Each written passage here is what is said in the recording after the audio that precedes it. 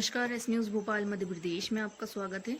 प्रशासन की नाकामी से बच्चों के मां बाप हो गए बेसहारा। सागर और रीवा जिले की घटना पर दुख जताते हुए समाजवादी पार्टी के प्रदेश अध्यक्ष मनोज यादव ने बताया कि सागर में 9 और रीवा में 6 बच्चों की असमय मौत हो गई, जिससे इन बच्चों के मां बाप बेसहारा हो गए हैं।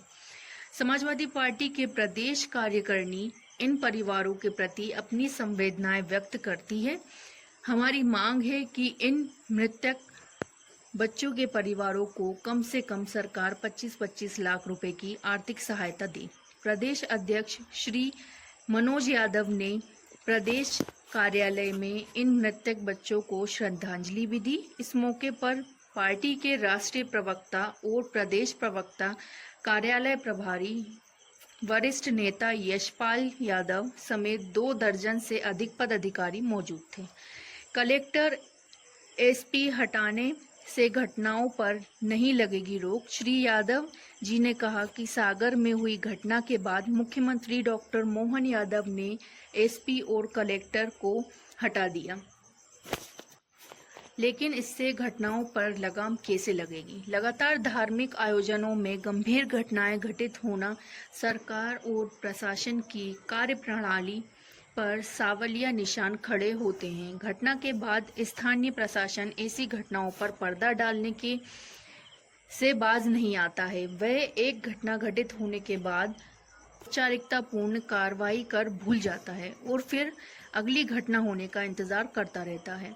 सपा के प्रदेश मुख्यालय में प्रदेश अध्यक्ष मनोज यादव ने समाजवादी विचारों को आगे बढ़ाने का कार्य करने वाले छोटे लोहिया नाम के प्रसिद्ध स्वर्गीय श्री छोटे लोहिया की जयंती मनाई और उनके बताए हुए मार्ग पर चलने का संकल्प लिया। इस मौके पर उपस्थित कार्यकर्ताओं से श्री यादव ने कहा कि उन्होंने वंचित, शोषित, दलित, पीड़ितों वर्गों और महिलाओं के हक में लड़ाई लड़ी है।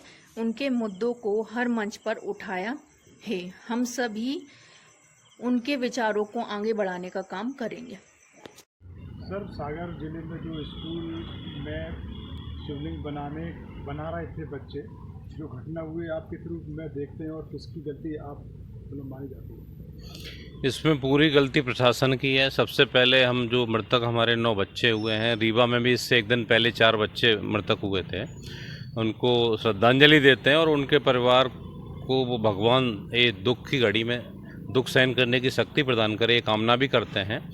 साथ में हम लोग सरकार से मांग करते हैं कि इनके परिवार को कम से कम 25-25 लाख रुपए का मुआवजा मिलना चाहिए, क्योंकि सुनने में आया है मुख्यमंत्री जी ने कुछ घोषणा की है और वहाँ कलेक्टर एसपी को हटाया है। ऐसे हटाने भर से काम नहीं चलेगा, क्योंकि आए दिन ऐसी घटनाएं हो रही हैं, वो भी धार्मिक आयोजनों में हो रही हैं। अभी यूपी में घटना हुई थी तो बहुत बड़ा तूल दिया गया था।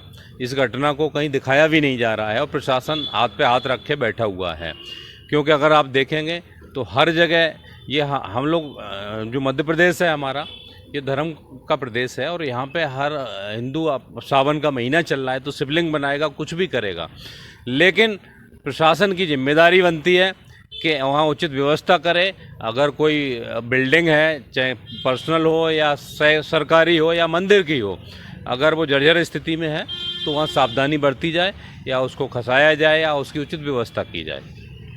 जो घटना हुई है इसमें आपकी पार्टी के कितने लोगों ने कार्यालय में आकर जो है भाग लिया और शोक जताया? जो यहाँ पार्टी के प्रमुख पदाधिकारी हैं, हमारे राष्ट्रीय प्रवक्ता जी हैं, हमारे प्रदेश के प्रवक्ता जी हैं, यशपाल जी, छात्र सभा है के प्रदेश अध्यक्ष जी हैं, कार्यालय प्रभारी से लेकर सभी लोग जो लोकल में कार्यकर्ता थे वो सभी लोग उपस्थित हुए। आपकी अपेक्षा क्या करते हैं इन बच्चों के बारे में, इनके परिवार के बारे में? क्योंकि एक बच्चा जो होता है ना, वो दुनिया में एक माँ बाप के लिए एक नई पूरा जीवन संसार होता है, तो उन माँ बाप पे क्या गुजर रही होगी।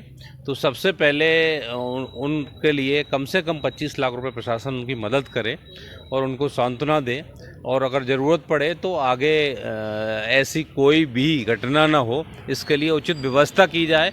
और ये घटनाएं आए दिन हो रही हैं। आप परसों देखेंगे तो कहाँ हुई थी, रीवा में हुई थी, कल सागर में हुई है।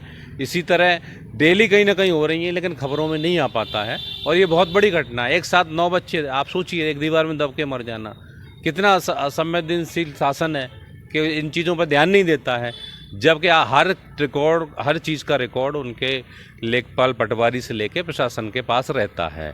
यहीं पे अगर कोई दूसरा धर्म का होता तो लोग ज़रूर करते, लेकिन हमारी संवेदना है और हम सब लोग इन बच्चों के माँ बाप के साथ में हैं और आगे भी इनकी जो लड़ाई होगी उसके लिए हम लोग लड़ते रहेंगे। आज हमारे स्वर्गीय छोटे लोहिया जी के नाम से फेमस श्री जनेश्वर मिश्रा जी की जयंती हम लोगों ने मनाई पार्टी कार्यालय में। और जो हमारे लोहिया जी की विचारधारा है, जो समाजवादी विचारधारा है, उसको आगे बढ़ाने के लिए हम लोगों ने संकल्प लिया है, क्योंकि मध्य प्रदेश में और देश में जो लोहिया जी के विचार हैं विदेशों में भी जाने जाते हैं और इसीलिए भी उन विचारों को छोटे लोहिया जी ने आगे बढ़ाया, इसीलिए उनका नाम छोटे लोहिया जी पड़ा।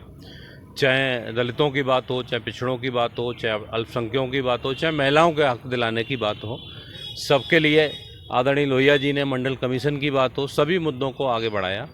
तो उनकी जयंती पे हम लोग सबसे पहले उनको सत सत नमन करते हैं और आज संकल्प लिया है कि उनके विचारों को आगे बढ़ाएंगे और मध्य प्रदेश में हर व्यक्ति के साथ समाजवादी पार्टी खड़ी रहेगी, चाहे शोषित हो, वंचित हो, और लोहिया जी के विचारों पे हम लोग चलेंगे। ऐसा राष्ट्रीय अध्यक्ष जी ने भी निर्देश दिया पूरे देश के पदाधिकारियों के लिए और समाजवादी पार्टी कार्यालय मध्य प्रदेश में हम सब लोग उनकी जयंती मनाने के लिए उपस्थित हुए हैं।